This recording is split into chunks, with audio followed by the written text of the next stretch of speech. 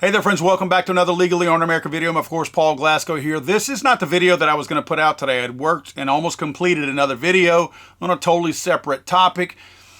And then the Zelenski-Trump meeting took place at the White House today. And I got to tell you, I may drop some flavorful language in here, and I apologize to you if I do.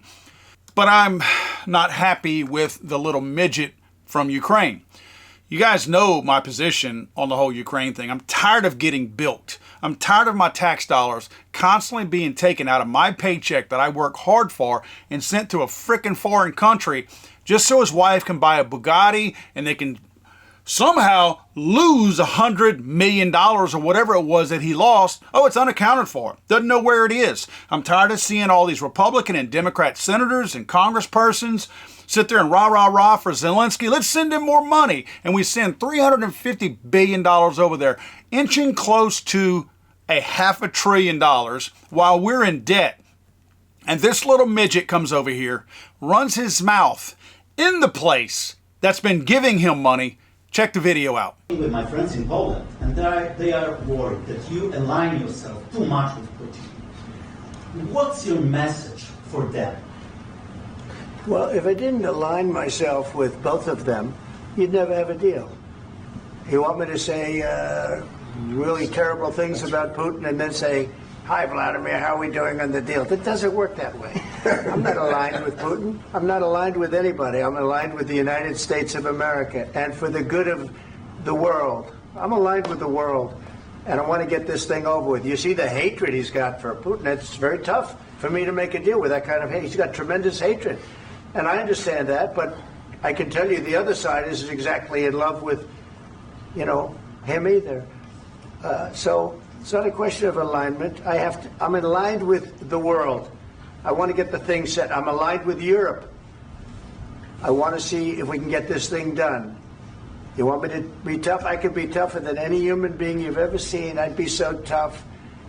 But you're never going to get a deal that way, so that's the way it goes. All right, one more question. Hey, I want to respond to this. So look, for 4 years in the United States of America, we had a president who stood up at press conferences and talked tough about Vladimir Putin, and then Putin invaded Ukraine and destroyed a significant chunk of the country. The path to peace and the path to prosperity is maybe engaging in diplomacy. We tried the pathway of Joe Biden of thumping our chest and pretending that the President of the United States' words mattered more than the President of the United States' actions. What makes America a good country is America engaging in diplomacy. That's what President Trump is doing. Can I ask you? Sure. Yeah? Yeah. Okay. So he occupied our parts, big parts of Ukraine, part of East and Crimea. So he occupied it on 2014. So during a lot of years, so I'm not speaking about just Biden, but those time was Obama, then President Obama, then President Trump, then President Biden, now President Trump, and God bless, now President Trump will stop him. But during 2014, nobody stopped him. He just occupied and took.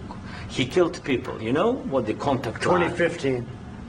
2014 and 2014. 2014. Yeah. So I was not here. Yeah, but that's exactly right. Yes, but during 2014 till 2022, the situation the same. The people have been dying on the contact line. Nobody stopped him. You know that we had conversations with him. A lot of conversation, my bilateral conversation, and we signed with him, me, like a new president.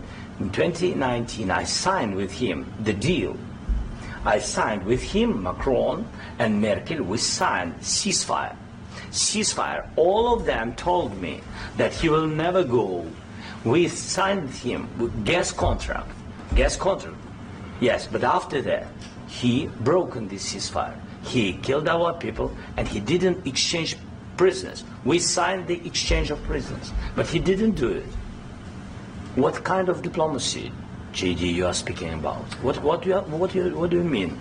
I'm talking about the kind of diplomacy that's going to end the destruction of your country. Yes, but if you Mr. President, with respect, I think it's disrespectful for you to come into the Oval Office and try to litigate this in front of the American media. Right now, you guys are going around and forcing conscripts to the front lines because you have manpower problems. You should be thanking the President for trying to bring an end to this conflict. Have you ever been to Ukraine that you say what problems we have? I have been to. Come once. I've actually watched and seen the stories, and I know what happens is you bring them on a propaganda tour, Mr. President.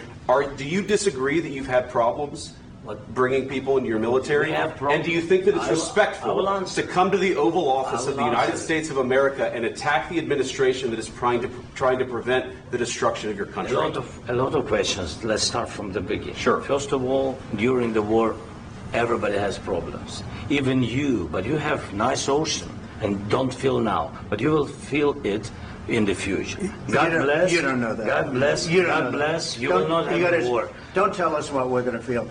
We're trying to solve a problem. Don't tell us what we're going to feel. I'm not telling you. Because you're in no position to dictate that. That's exactly what you're doing. You're in no position to dictate what we're going to feel.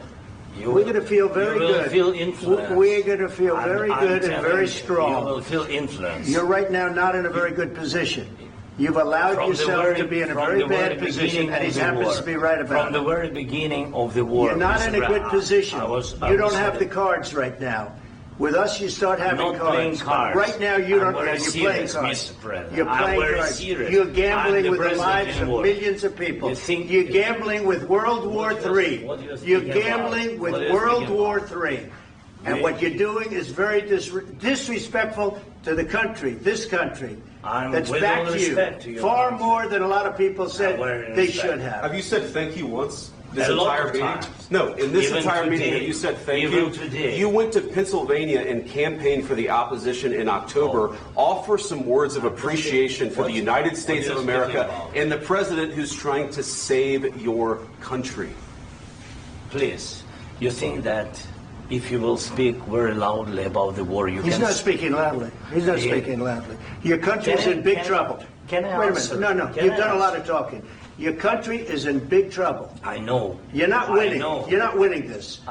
You have a damn good chance of coming out okay because of us. Mr. President, we are staying in our country, staying strong from the very beginning of the war. We've been alone, and we are thankful. I said thanks you haven't in been this alone. cabinet. You haven't been alone. In this cabinet. We gave you, through this stupid president, $350 billion.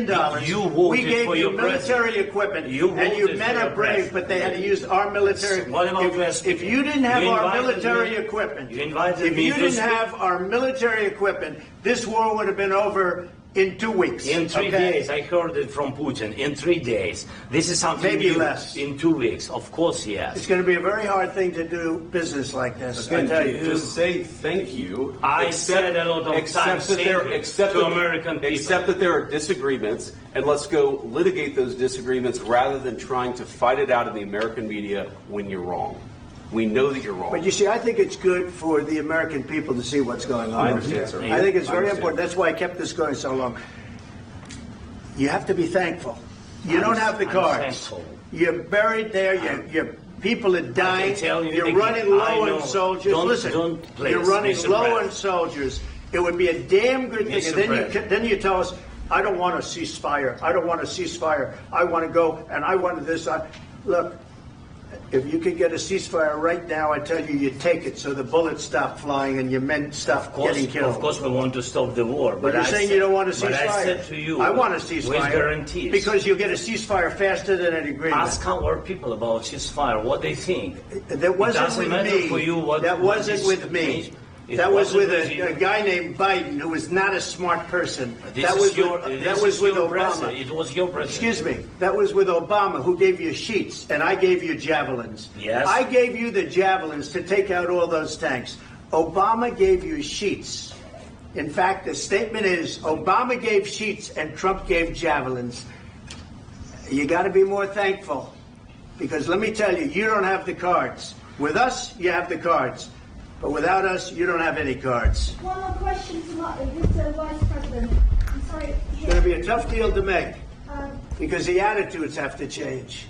What if Russia breaks ceasefire? What if Russia breaks peace talks, what do we do then?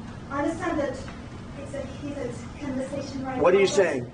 what She's if asking, what if would Russia Putin breaks the break ceasefire? for the- What if anything? What if a bomb drops on your head right now? But they have Okay? broken the What if they ceasefire. broke it? I don't know. They broke it with Biden because Biden, they didn't respect him. They didn't respect Obama. They respect me. But what- Let me tell you, Putin went through a hell of a lot with me. He went through a phony witch hunt where they used him and Russia.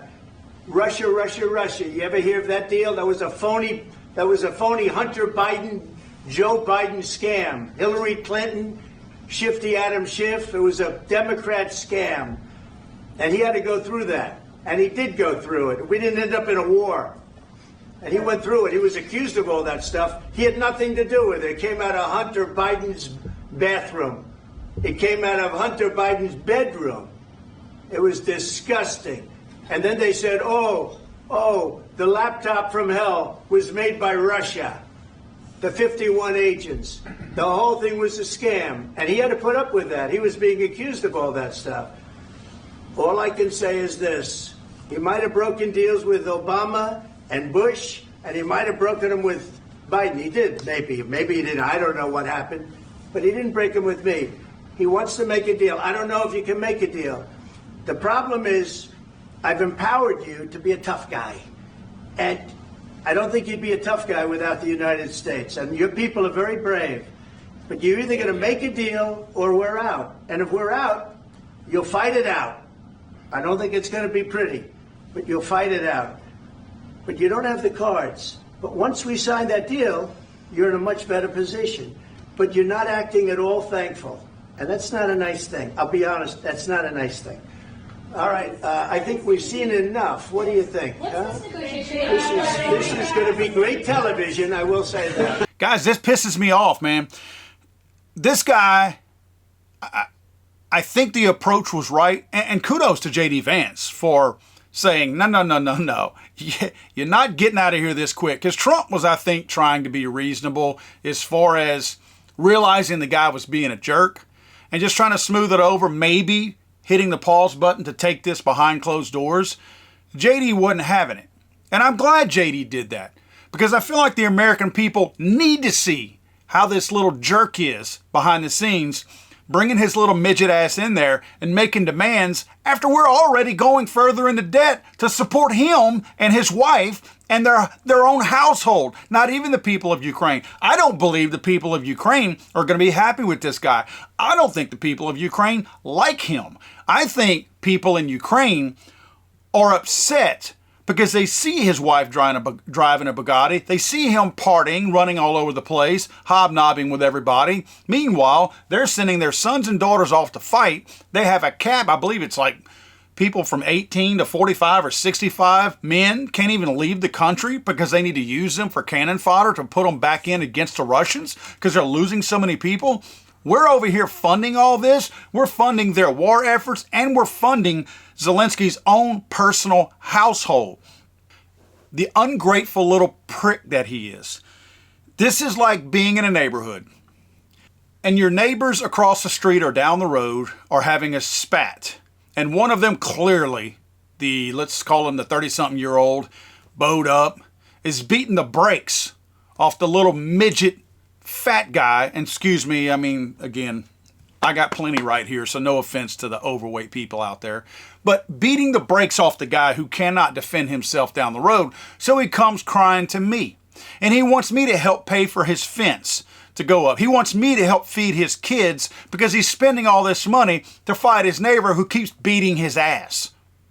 And I keep giving him money, which I wouldn't, but let's say that my wife, in this case, that would be Biden, keeps giving him money. Oh, yeah, I feel sorry for him. I feel so, let's help him out. His kids are starving. Poor thing. The neighbor keeps beating the crap out of him. And then finally, I get home, and I hear the same sob story. After giving this clown a bunch of money, he comes into my living room, sits in my chair in my living room, and proceeds to tell me how it's going to be. Meanwhile, expecting me to give him another check for some more money.